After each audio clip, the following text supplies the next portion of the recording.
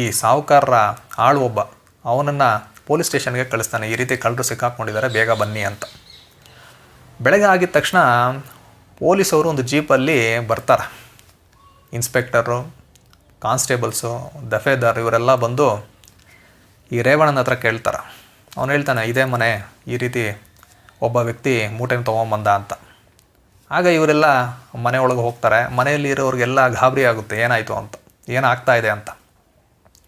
ಆಗ ಪೊಲೀಸವ್ರು ಕೇಳ್ತಾರೆ, ನಿಜ ಹೇಳಿ ಎಲ್ಲಿಟ್ಟಿದ್ದೀರಾ ಈ ಕಡಲೆಕಾಯಿ ಮೂಟೆನ ಅಂತ.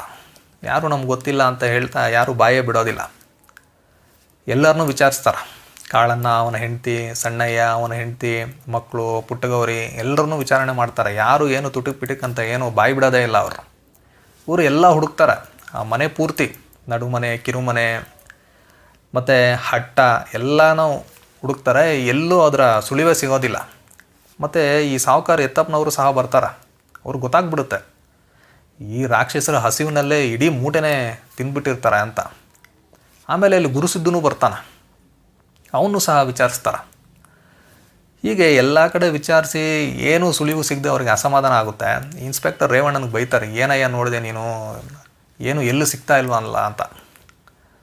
ಆಮೇಲೆ ಕೊನೆಗೆ ಅವ್ರಿಗೆ ತುಂಬ ಬೇಸರ ಆಗಿ, ಸರಿ ಇವರು ತಿನ್ಕೊಂಡ್ಬಿಟ್ಟಿದ್ದಾರೆ, ಅದರ ಸುಳಿವು ಎಲ್ಲೂ ಸಿಗ್ತಾ ಇಲ್ಲ ಅಂತ ಎಲ್ಲ ಹೊರಡೋದಕ್ಕೆ ಅವರು ರೆಡಿ ಆಗ್ತಾರೆ.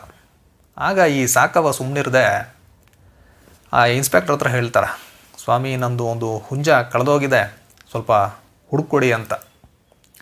ಪೊಲೀಸವ್ರಿಗೆ ನಗು ಬರುತ್ತೆ. ಹೌದಾ, ಯಾವ ಥರ ಇತ್ತು ಆ ಹುಂಜ ಅಂತ ಕೇಳ್ತಾರೆ. ಅವಳು ಇನ್ನೊಂದು ಹುಂಜವನ್ನು ತೋರಿಸಿ, ಇದೇ ಥರ ಇರುತ್ತೆ ಅದು ಅಂತ ಹೇಳಿದಾಗ ಇನ್ಸ್ಪೆಕ್ಟರ್ ಹೇಳ್ತಾನೆ, ಒಂದು ಕೆಲಸ ಮಾಡು, ಆ ಹುಂಜನ ನನಗೆ ಕೊಡು, ಈ ಹುಂಜನ ಇಟ್ಕೊಂಡು ನಾನು ಆ ಹುಂಜನ ಪತ್ತೆ ಮಾಡ್ತೀನಿ ಅಂತ ಹೇಳಿದಾಗ ಎಲ್ಲರೂ ನಗ್ತಾರೆ. ಆಗ ಸಾಕವನು ಗೊತ್ತಾಗುತ್ತಾನೆ ಏನು ತಪ್ಪು ಮಾಡಿದೆ ಅಂತ. ಕೊನೆಗೆ ಪೊಲೀಸವರು ಆ ಹುಂಜನ ಜೀಪಲ್ಲಿ ಎತ್ಕೊಂಡು ಹೋಗೋ ಥರ ಕತೆ ಮುಗಿಯುತ್ತೆ. ಅಂದರೆ ಹುಂಜದಿಂದ ಶುರುವಾಗಿ ಹುಂಜದಲ್ಲೇ ಮುಕ್ತಾಯ ಆಗುತ್ತೆ. ಏನಿದು ಈ ಕತೆ, ಇದರೊಳಗೆ ತುಂಬ ಸಪ್ಪೆ ಆಗಿದೆಯಲ್ಲ, ಇದರೊಳಗಂತ ಇಂಟ್ರೆಸ್ಟಿಂಗಾಗಿ ಏನಿದೆ ಅಂತ ನಮ್ಗನ್ಸುತ್ತೆ. ಮೇಲ್ನೋಟಕ್ಕೆ ಆ ಥರ ಕಾಣ್ಬೋದು. ಆದರೆ ದೇವನೂರ ಮಹಾದೇವ ಅವರು ಇದರೊಳಗೆ ಹಲವಾರು ವಿಷಯಗಳನ್ನು ನಮ್ಮ ಮುಂದೆ ಇಟ್ಟಿದ್ದಾರೆ. ಅಂದರೆ ಡೈರೆಕ್ಟಾಗಿ ಇದೇ ಥರ ಅಂತ ಹೇಳಿದೆ, ಆ ಒಂದು ಪಾತ್ರಗಳು ಮತ್ತು ಆ ಘಟನೆಗಳ ಮೂಲಕ ಕೆಲವೊಂದು ವಿಷಯಗಳನ್ನು ನಾವು ಅರ್ಥ ಮಾಡ್ಕೊಬೋದು.